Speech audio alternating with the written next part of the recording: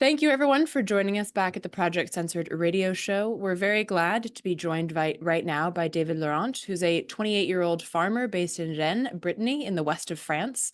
He's also a part of the left farmer union, La Confédération Paysanne, which roughly translates to the Confederation of Peasants. It's also a member of the Via Campesina, the largest union in the world. He's also a member of the ecologist movement Les Soulèvements de la Terre, which is a rough translation of the Earth's Uprising, and also a member of the political group and media Autonomie de Classe. David, thank you for sitting through my awful French, and thank you so much for joining us. Thank you. So I want to start off by setting the scene here. There are widespread farmer protests across Europe right now, but in typical fashion, France is the most rad of the group. There's been a particularly loud and tenacious contingent in France, which also happens to be home to Europe's largest agricultural sector. Now, here in the US, these farmers are often painted pretty flatly. They're painted as American farmers are also often painted right-wingers who hate the environment and hate any kind of regulation. So first of all, can you address that? Is that a true description of what's happening in France? Well, farmers try to demonstrate it's important for them to show that they are from far right, because it's a way to depoliticize the movement and to invisibilize the fact that the movement is spontaneous, because it's said that it's led by the right unions and far right unions, but in fact it's a movement that just want to basically defend their incomes and just to be well treated politically, I would say. And I think the fact that we see them as right wingers is interesting, because it made us think about the yellow vests, the mobilization we had in France like 5 years ago now. And well, it's kind of the same. It's just like a spontaneous movement with people who just come there with their own material problems, I would say, and they just express them with very diverse manners. And yeah, in fact, it's a movement that is just constructing its own revendications by just being together in the roads or in the streets. And so I think it's dangerous, because it's also a speech, a discourse that we can hear in the ecological sphere, to say that they are just like rednecks and so on. And I think we absolutely have to just talk with them and to see that we have the same problems in the same world, I guess. And we can talk about the ecological crisis after, but it's a lot part of it. Yeah, absolutely. And of course, the media does not want to paint it as just people coming together, because then that suggests that people can just come together. And I want to also highlight that, you know, this idea that it just has to do with environmental regulation is not true either. There's a lot going on from what I understand, and I'm hoping you can explain more. For instance, imports from other EU countries, especially Ukraine, that farmers in France are protesting against, as they can't compete with these cheaper imports. But some have also voiced concerns that France has very clean food compared to some other EU countries. So they're actually importing dirtier foods, i.e. like with more pesticides and things like that. Could you talk a little bit about like the variety of issues that farmers are dealing with and therefore protesting? Yeah, it's interesting because free trade, and it's not only in the European scale. In France, we're talking about free trade in just an international way, and not just between European countries. This free trade is a big deal, and this is typically one of the subjects that government really struggle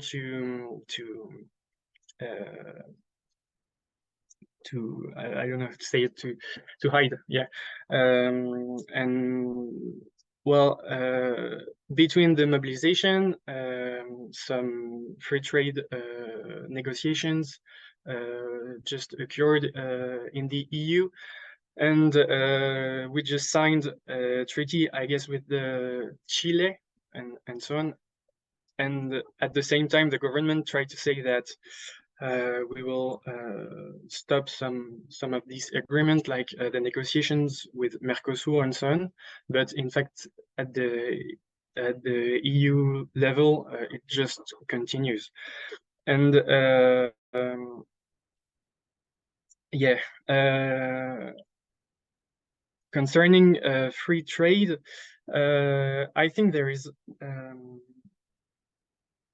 an awareness on that question that this competition is not something that is good for us, but as a left union in the Confédération Paysanne, we also say that this free trade is good for anyone. And in fact, it's because there is this free trade that poor countries has to produce with chemicals and so on, because they have to be competitive. And yeah, so that's the first point. And in the question of environmental regulation specifically, I think it's a big point, and that's why we put a lot of parallels with the Yellow Vest. It's because in France the movement started because of a raise of the tax on agricultural oil, I would say. And in fact,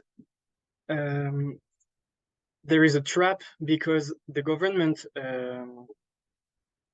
says he wants to take some ecological measures, but in fact it just put it on shoulders of the farmers, and so again we have a big problem with incomes, and in fact farmers today they just can't live from their work. I don't know, I think it's like there is a farmer that commits suicide every 2 days in France. There is a third of farmers that live under the poverty line. And that's just explained by the fact that agro-industry buy the products of farmers at a price that is less than the cost of production. So they just can't live like that. And so today, the solutions of the main unions that are more defending the agro-industry is to get some bigger and bigger farms with less and less farmers that can make money not from food but from other things like energy, like methanation or things like that. And so today it's not possible that these farmers just work like 50 or 80 hours a week sometimes, and they just earn no money. And so when they say that there is too much regulation, well, what is sure is that there is a problem on regulations. Like, we need regulation to protect them and not to kill them, in fact. And today behind the word ecology, they just see the punitive ecology. So it's normal that all the farmers are angry. And maybe to talk about a last issue. So Jean-Luc Mélenchon, who is the candidate at the last presidential election from the left party, said on TV the other week that this crisis of agriculture is maybe the final crisis of agriculture. And I think he's right, because we are just destroying the last of the farmers that try to have like a reasonable way of working, thanks to liberalism, and in fact, farmers are just disappearing. In France, we had 2 million farmers in France after the World War II, and now we are just 300,000, and it's collapsing again. And so, for instance, today I try to create a farm, to just take over a farm with a group of farmers, and it's really complicated because all the farmers are supposed to go to retirement. Is it the word? I don't know. To stop working because they are old, and so a lot of farms are supposed to get free, and we just don't find any because it goes to the other farm that gets bigger and bigger for agro-industry. So that's the overview. Yeah, it sounds bleak, and it reminds me a little bit of why a lot of farmers in the United States don't have organic, like they don't have the organic label, for instance, even though their practices are so much cleaner, because the organic label costs so much money, so that it's really prohibitive for farmers to get. And so it's like you create all these barriers to farmers who try to do things well and try to do things ecologically, and like yet they're supposed to shoulder this burden. It's absolutely absurd. And so I'm also curious, you know, you talked about just these people coming together, and I wanted to get into a little bit of the diversity of perspectives and the diversity of tactics. Could you share some about like how people have been organizing to create these really powerful shows of farmers when they come from very different perspectives, like some coming from the right wing, you yourself are coming from the left wing and centrist. Like how do you all organize based on that? Yeah, so the organization of the demonstration in itself, well, I said that there was a lot of parallel with the Yellow Vest, and there is just a big difference. Is that it's that the Yellow Vest, there was no union at all, and here there are, and there are especially two unions that are at the initiative of this movement, which is the biggest one, the FNSEA, which is, I would translate it as like the National Federation of Farm Operators, because for them we are not farmers, we are farm operators. In fact, and the other union is the rural coordination. So to also answer your first question, the rural coordination is depicted as a far-right union, but I think it's like a big issue here. It's that this union, it's far-right. I think we have to say that it's far-right, but it's not like an ideological far-right like the National Front in France or so on. It's more like due to the traditional way of life of these farmers and so on. And so at the end, in this period of crisis, they have the same conclusion, but in fact, we can talk to them. It's way easier. And so to answer your first question too, what we saw in these demonstrations is the political exploitation of this movement by really dangerous far-right movements in each city, like some fascist groups that just say they support the movement, and we just made our first demonstration side by side with them, and we were like, oh, there is a problem. But in fact, that's the issue, and we don't have to quit this demonstration because they're here. It's their country, we have to stay because there is these fascists, but the rural coordination, for instance, one of its leaders said that she was not happy that the movement was exploited by the far right. So even from their leader, they say that they don't want to be like that. So if I'm clear. And so sorry, to come back to the organization of this movement. Well, I would say that it's like classical methods, but with big instruments, because we have big tractors and so on, and we can do a lot of things thanks to that. And when I say we, it's more the FNACA and the Rebel Coordination, because they have, yeah, just bigger tractors because they have bigger farms. So it's impressive. And another point is that because there are farmers, I don't really know entirely why, but police and the government just don't repress them, and so there is a big deal on it. So they can just block all the highways of the country and say that they will. Yes, that's amazing. The only limit the government put is when they say we're going to Paris and we will invade Paris, and at that time they just take, like, I don't know the word, but like the big trucks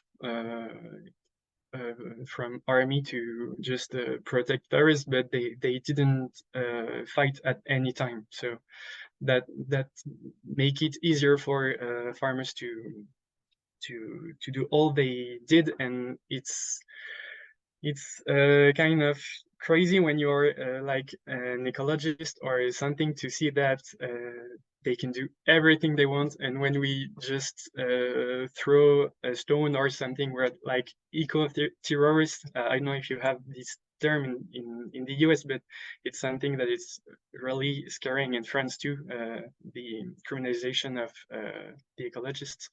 So we can be shocked by this difference of treatment. Well, but I think that we should see it as an opportunity too, because we have alliance to do on that. So yeah.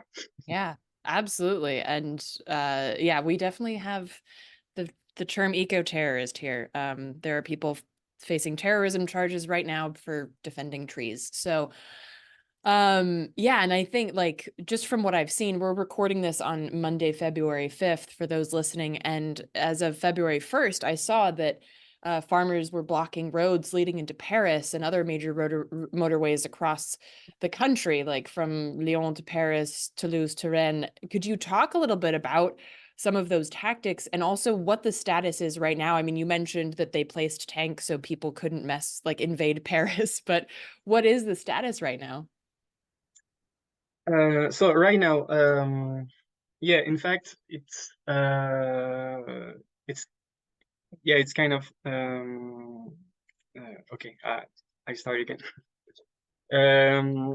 So right now the movement has kind of finished, or not finished, but it's getting really calm for now, because well, the main unions just get what they wanted from the government, and so as they are the ones who pay for the demonstration, because it's kind of really costly to just move tractors in such big distances. Well, the unions just say, okay, we go back to the farm, and it's hard, because it's hard, but we sorry. That's what we waited, in fact, because they just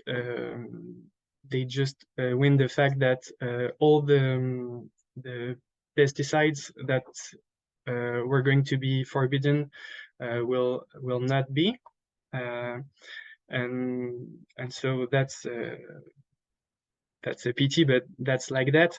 And so the situation is that a lot of farmers just went back to the farms, but they have like a bitter taste about all of that, because on the incomes, nothing really happened.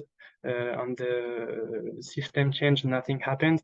And I think that they know, well, the discourse is that they wait and see, but they know that nothing is going to really happen. And so the situation is that after the announces of the government, only the Confédération Paysanne stayed outside on the blockages and so on. And at that point, police came because it was not the FNSEA, and so there is no more blockages in France, but the Confédération Paysanne, we stay mobilized because we make the gamble that the movement is not over, and this is something that has to be constructed on the long term. And yeah. Yeah, absolutely. So you Short mentioned to that this. the government basically said, okay, we're not going to outlaw these pesticides. Were there other things that they said were going to happen that caused the farmers to leave, or was it really just that main thing?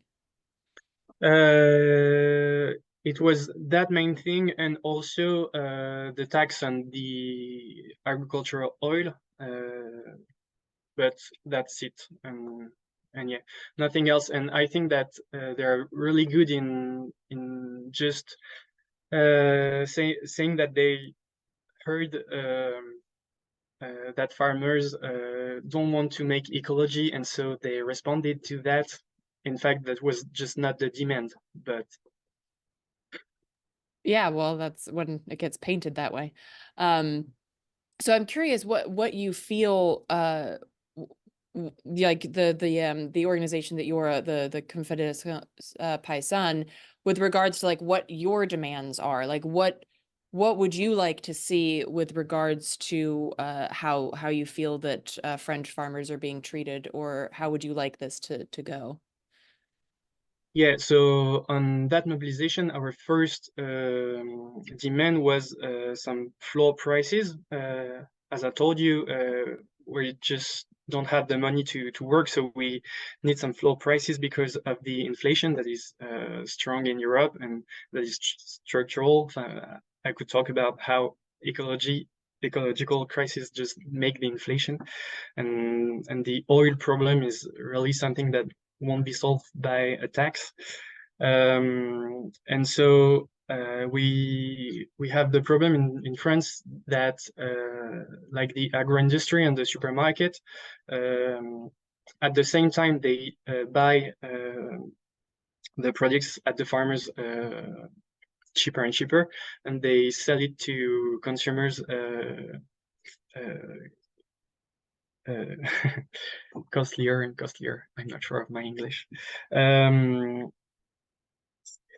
and that's the main point. It's like we just need another agricultural system and another alimentation system, because like 10% of French needs the alimentation care, maybe. I don't know if it's great, but they 10% of French people can eat without distribution. So that's huge for like the seventh wealthiest country in the world. But that's the first point. And in the environmental issue, we just say that the problem is not regulation, but money. We just need money. And the ACP, which is like the agriculture common policy of Europe, just cut the agro-environmental funds to help farmers to change their model. And well, that works really well. Like it's a great thing to change things, and they just cut it. And so that's a big point for us, and we just need a lot of people to become farmers, and for that we need a lot more formations. We need some help to installations because we calculated that if we want a reasonable agriculture for tomorrow with less oil and so on, we need not less than 1 million peasants in France, which is normal because production of food is important, and so this is our biggest claims. Yeah, absolutely. I mean, especially if, like you said, after World War II, there were 2 million, and now Yeah. there's, yeah, I mean, that's a significant drop. So kind of wrapping up here, I'm curious how you see, I know you mentioned that the big union kind of left and went back, but they have a bitter taste left. So I'm wondering what you feel the potential is of building solidarity across that political spectrum, or working with people that aren't necessarily part of your union, and understanding that, okay, the government doesn't care about us and we have to do this ourselves. We have to be the ones to push this. What do you think the potential is for that? Well, when I was talking about the yellow vests, maybe the biggest thing I haven't talked about yet is the fact that this mobilization is also a mobilization against the FNSEA, so this biggest union that is historically in a kind of co-management with the Ministry of Agriculture. So it's half a union, half um, a member of state, maybe, and so politically it's really censored, the agriculture world, and that's the biggest point, is that people don't want to be represented by these organizations, and so we just have to make people just discuss together, because we're just in a period of political polarization. I think that's an important concept, because in this crisis we have to choose maybe between fascism and anti-capitalism, and there is no middle way. The middle way, even in the government, is just taking position in this divide, and it's scaring to see that Emmanuel Macron, which is center, is really authoritarian, and is like he starts to govern with the far right, in fact. So we have to just talk to avoid that the majority just go that way. And I think that so I already said that, but I think that the ecology could be a great entry to talk, but I think one of the opportunity of the farmers mobilization is that farmers are not they're not talking with ideologies or so on. They're talking with very material problems, and you can talk with them, and I'm sure that one day we will succeed to understand together that we have a problem on ecology, and maybe it will not be by biodiversity, but by oil issues. And just to say, okay, now you are crying because the oil is like €2 the liter, but how do you make your farm turning with I don't know, the oil at just €4, and that's for like not a long time. Yeah. Yeah, well, and I love that idea, because I think oftentimes when people come to the table with just their ideologies too present, then you just get into fights. So I think coming to the table with just your material realities can be far more generative. So David, thank you so much for taking the time and sitting down Thank you. with us. Is there anything else that you'd like to just throw out there right before we wrap up? Well, maybe just that question of ecologists. They really need to stop to be like a bit snobbish, and we need to make some popular ecology. One thing I would love to talk about is maybe a decolonial approach of ecology, which make that agriculture and migration and colonialism just join together, because it's just a question of the way we colonized the land, and the land is like one of the most powerful subject that can just make us fight together. I'm sure of it. That's beautifully put, and I absolutely Cool. agree. So thank you so much, David. It's a powerful way to end it. Thank you.